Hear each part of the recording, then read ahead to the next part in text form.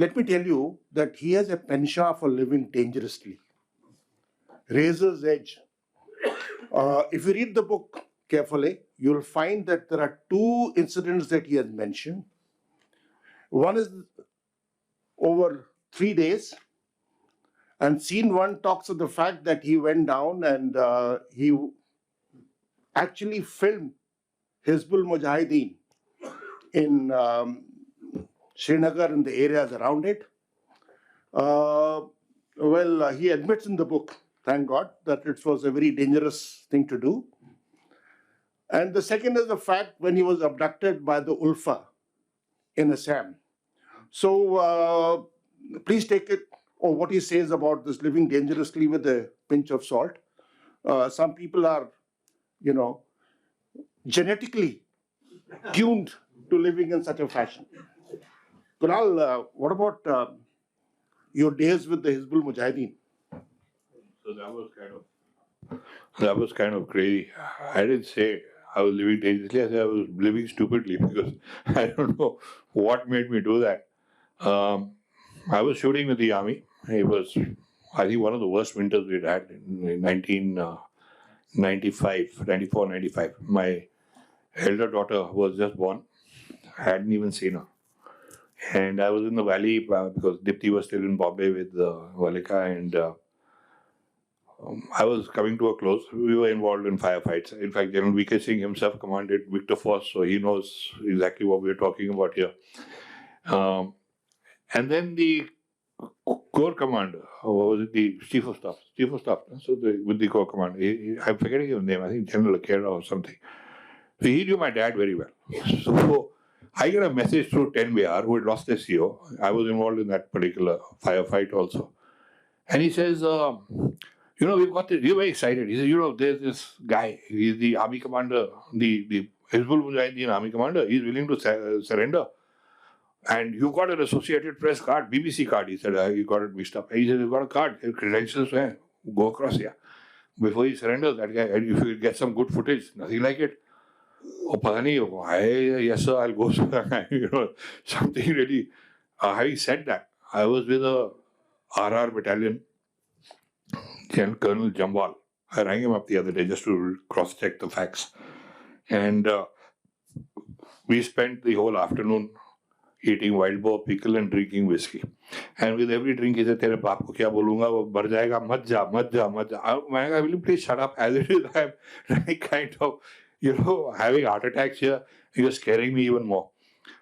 So when he finally went, it was a place called Sambal village. And I remember snow piled up and very cold, 2 a.m. And I got out of his jonga.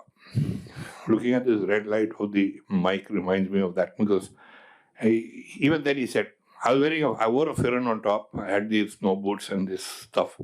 And I had cameras stuck everywhere, and batteries were a big problem in those days. So he said, okay, last chance, get back in. I said, no sir, now just go. So he drove forward, and then he stepped on his brakes. So these 2 red lights came on in that dark, and it really kind of dazzled me. Pulled back, leans across, and he gives me a pistol. It was a Beretta. And he said, it's a captured weapon. If you go down fighting. And he gave me 2 magazines. And he drove off. He was standing in the blooming dark with a pistol and 2 magazines, with no place actually to shove it. As it is, I'm a fat fellow. Where the hell do I put it? I wasn't as big as I probably am now, but even then it was a problem. So anyway, I put that in, and then I said, how do I know this pistol is not loaded?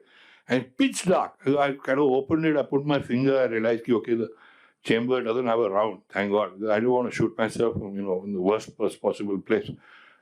And then I just sat there on that milestone.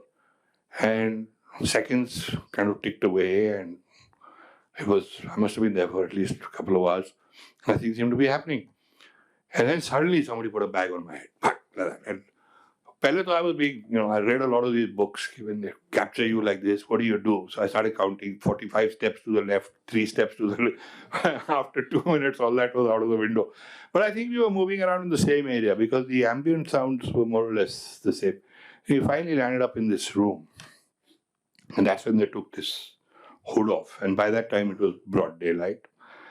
And there was this guy kneeling like this in one corner on the right-hand side. I was on the left.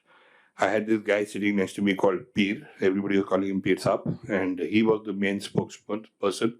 And there were a whole lot of other guys. Everybody was armed, and there was this very pretty girl serving us tea, and I was introduced to these guys. And why are you laughing, sir? It was terrifying stuff. I remember the girl very well. You remember the 12 warehouses and And then this guy was introduced, and he had that pockmark kind of face. He had 3 teeth, and they were all absolutely yellow. And he was introduced to me, and they said, "Inse miliye, inka naam Sahibuddin hai," or something like that. इन्होंने 82 औरतों का बलात्कार किया है और 3 army के headshot किए. I was like, what?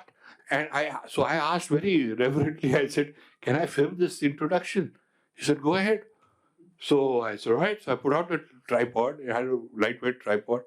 And when I started leaning down and fitting the camera onto that, everybody is waiting to repeat this 82 balatkar and whatever. And this stupid pistol fell out here, onto the ground. So like a duck, I sat down, firan the good things that way, and groped around for it, found it, shoved it back in. Again, it fell down, 2 bari giri. And all this time I was trying to do this thing. Then this guy finally, so he repeated it, I filmed it. And then again, this pistol fell or whatever, I don't know what was going on. And then this peer says to me, he says, "Kunal sahab, wo pistol nikal ke aap side mein kyun nahi rakh dete?" So I said, "How long did you know I was up?" It turned out that they were actually watching us with image intensifiers right from the entire thing. And those 5 days I spent with those guys, it was crazy stuff. They had far superior communication sets than we did. In the army, it was crazy.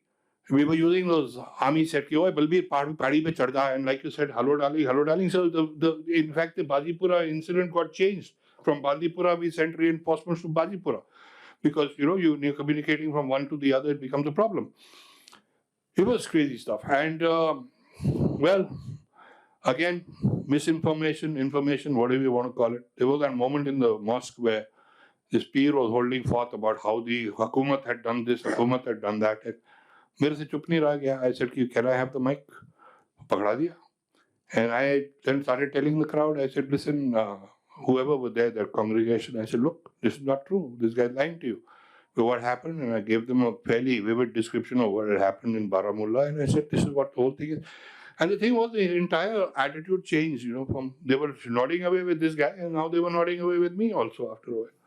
So when we were leaving, I still remember that old man. He pulled my firan and he said, "हम क्या करें जनाब, सबके हाथ में एक है, चाहे फौज होए चाहे ये होए, हम तो चारों तरफ से मार खा रहे हैं." And this was one question I was asked very often. What is the difference between Punjab and Kashmir from my perspective or whatever I had seen? And this is one thing I've always answered quite bluntly, that in Punjab, if you see, half the time these guys are youngsters, okay? They're not driven by religion, they're not driven by anything, it's just the power of a gun. And what are they looking at? They're looking at the kind of stature they get and everything, and it's also the women.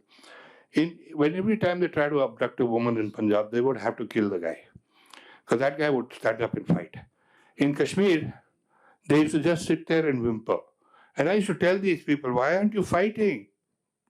I said, no, they are hamare liye jihad lad rahe hain. This completely turned around the entire thing on its head.